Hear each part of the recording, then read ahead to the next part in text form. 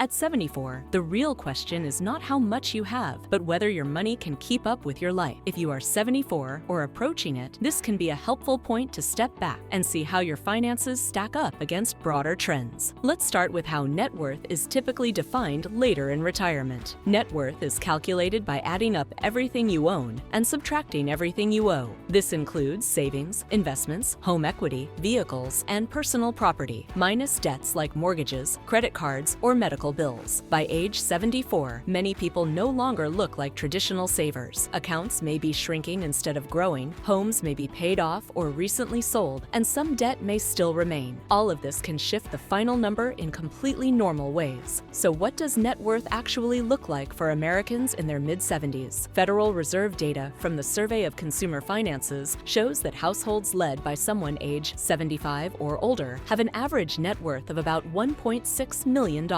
The median net worth, which reflects the middle household, is much lower at roughly $335,000. This difference matters. A small percentage of very wealthy retirees raises the average significantly, while most households fall much closer to the median. By your mid-70s, financial paths often look very different from one person to the next. Some retirees benefited from long careers, rising home values, and strong investment markets. Others faced layoffs, caregiving duties, health challenges, or early retirements.